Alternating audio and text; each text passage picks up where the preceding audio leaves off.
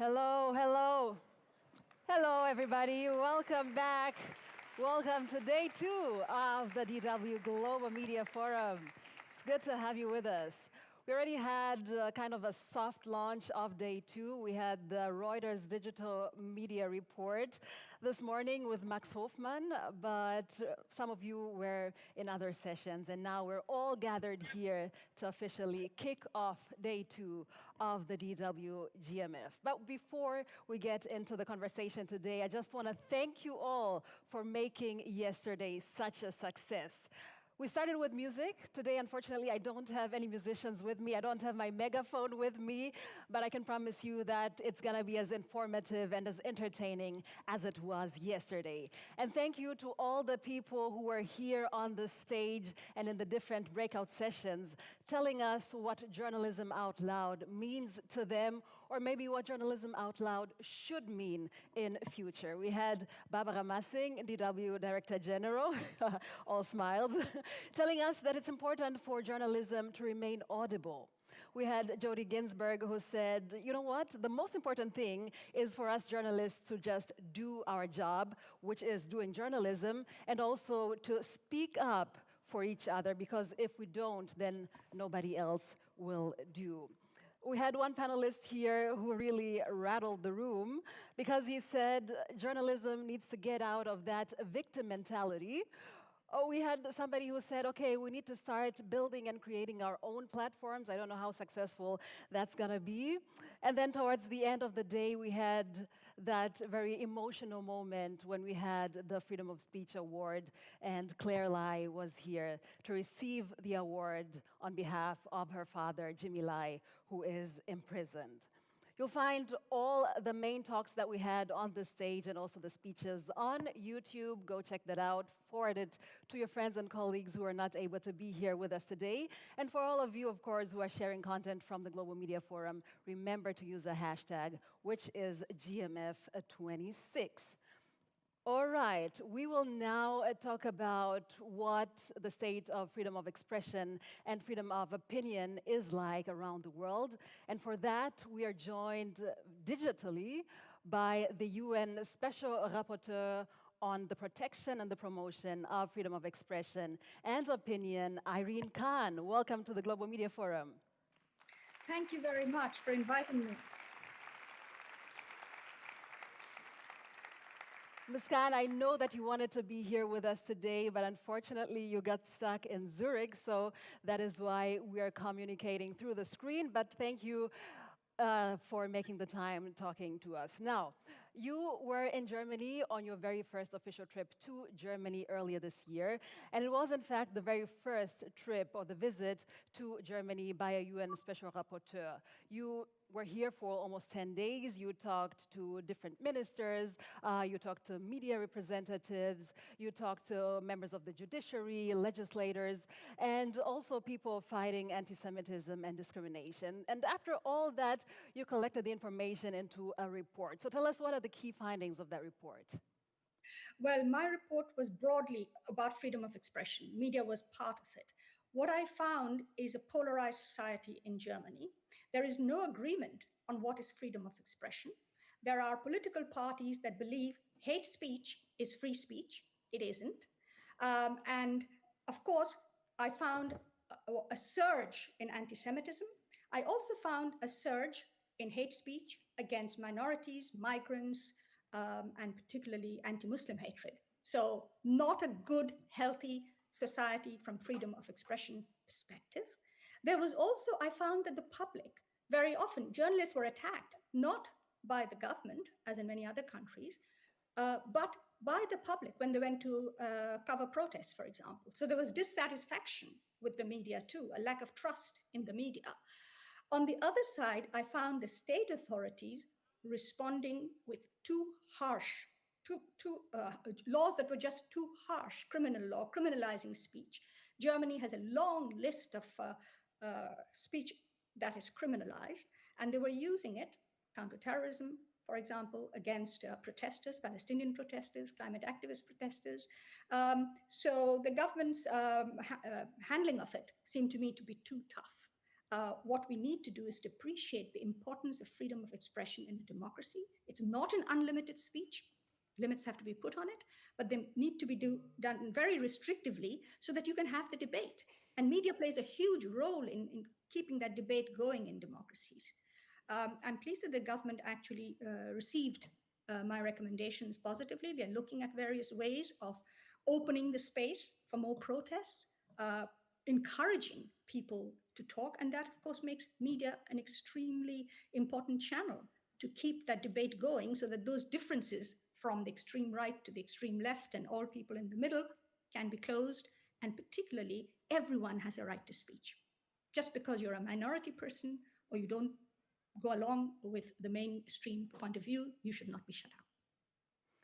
Now, given what you have seen, you've talked about the attacks on reporters, on the media, and also you say that you find that the reaction by the government, by authorities on certain protesters is not in relation to the thing that is going on the ground.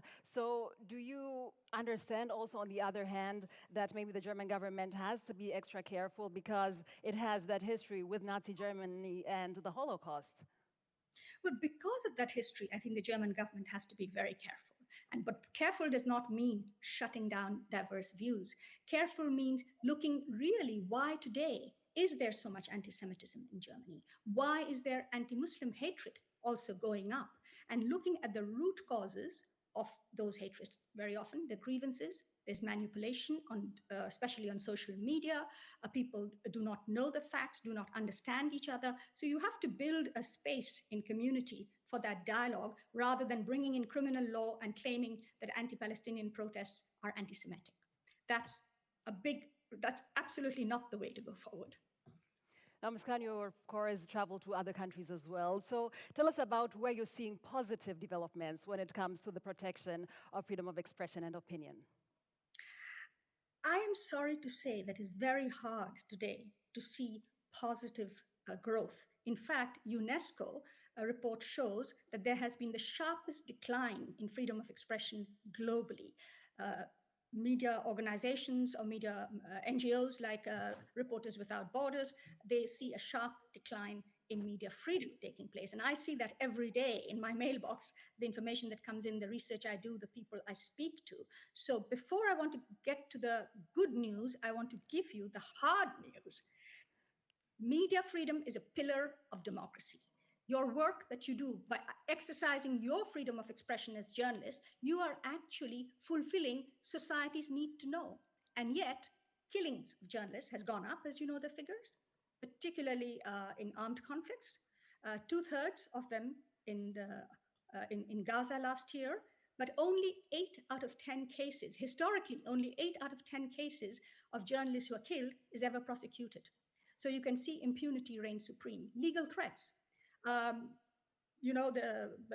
judicial system is being misused and abused by bringing very large, frivolous claims against journalists. One example is the Wall Street Journal being sued by the President of the United States, but there are many, many other cases like that. Media viability. Now, this is something that we don't talk about much, but you know it, you feel it, because you can see how outlets are struggling around the world and how hard it is. In 160 countries of the world, the struggle is going on to actually survive, and there are media deserts that are coming up. But in the context of the value of the sector, how it protects democracy, how it supports development, how it allows societies and communities to communicate and bring about peace through dialogue, I would say, that those benefits are actually suffering because of the lack of media freedom. You said good news? Good news yes, is? I'm interested in that as well. Good news. Well, there are times when I'm pleased that a particular case comes to court. Pakistani journalists probably killed at the instigation of Pakistani intelligence officials, killed in Kenya. The Kenyan court holds up the right of the family to have justice.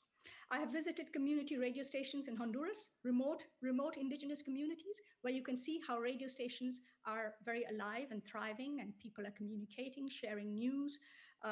I have seen journalist influences. You see how journalism has actually changed in the way in which we consume journalism and news. There are new ways of doing it. exciting new ways which are actually bringing more young people into the user population, but also young people into journalism. I mean, you are heroes these days. This is a heroic profession. It's an inspirational profession. Killing a journalist doesn't kill a story, it is said. And indeed, that's the way in which you are keeping democracy alive every day. Those are the good news on the other side. Thank you so much. Now, in your most recent report to the UN General Assembly, we see that AI features very prominently. So tell us, how do you see the relationship between AI and the work that we have to do as journalists? Well, AI, digital technology, that has been a boon for journalists. Journalists in Exile, which is a big project, as you know, of the German government. You would not, journalism in exile could not exist if there was no digital technology. Investigative journalist has benefited from it. So there's huge benefits. I want to make that clear, but there are also risks. There are risks with intellectual property. There's risk, this whole financial viability issue is a big risk where the social media platforms are actually sucking away information from you. The quality of journalism is changing as a result of AI, partly because in many parts of the world, now ChatGPT actually replaces good journalistic research. You have to keep up with the rapid pace of news thanks to social media. We don't have time, we're moving very fast. Quality of journalism is suffering. And as I said, the financial issue that is drawing the money away, so you cannot invest in improving your journalism. Those are all threats, more and more likely. There is, of course, the whole issue of disinformation, misinformation, deep fakes. What is really honest journalism and what is disinformation is getting more and more difficult to differentiate. And of course, here at the Global Media Forum, we have panels that talk about media viability and also about AI and how we can make use of it, or how it is maybe a challenge to the work that we do. Now, I want to move on to another topic that you also focus on, and that is how the people that are on the ground, especially in war zones, can be protected, because they are the ones that enable us to really do journalism out loud, and they are often putting their lives at risk. So what are the recommendations officially from your office? Well, I have put together what I'm calling guidelines on the safety of protection for journalists. I presented to the United Nations last week, officially to the member states in the Human Rights Council, and they seem to welcome it. Media Freedom Coalition, for example, will be distributing it through its network, and so will others. Those guidelines were based on consultations, including with journalists who are actually been in zones of conflict. And what I'm saying is that journalists are protected as civilians in armed conflict. We all know that. But journalists also have the right to exercise their freedom of expression. Human rights does not die when a conflict starts. And that is what we need to protect. I also explain why journalism is not direct participation in hostilities. Journalists are not fighters. Journalism is not espionage either. And in both cases, we know that those excuses have been used either to detain journalists or kill them. Accreditation, carrying your press signs. What happens if you don't carry it? You are still protected. And that, again, is not understood by the military, sometimes deliberately manipulated by the military. So clarifying those rules, raising awareness of what are the rights of journalists. Also, this is a tool for journalists to learn about how they can protect themselves better. I look at the issue of media companies and how they treat, for example, their freelancers, the protection of freelancers. More and more in conflict situations, it's local journalists, it's freelancers who are there. How can we strengthen their protection? I hope this is going to be a working tool that you will use, all of you will use, and there will be greater awareness. And what I'm eventually hoping, the governments will take it more seriously, to train their own military and to recognize what their rights are, and that other governments will hold those who are not following these rules, have to be held accountable, and that there will be more awareness about subject, more pressure to bring accountability when they fail journalists.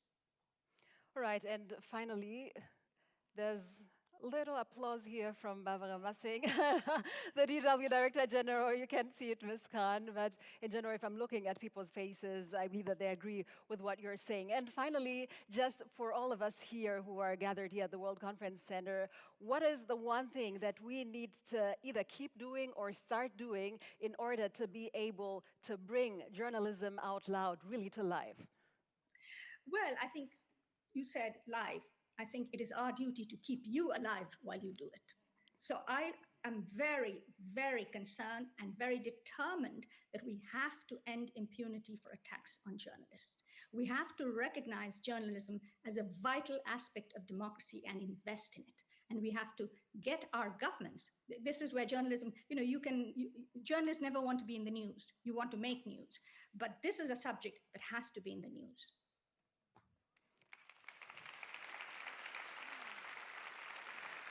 Thank you so much. Thank you so much, Irene Khan. Thank you. Thank you for joining us. Thank you for sharing your expertise and also for the recommendations. I hope that when you deliver them to individual governments and also to the UN, that the people who are in charge and who are in power actually listen and follow your recommendations. That was Irene Khan, everybody. Thank you so much. Thank you.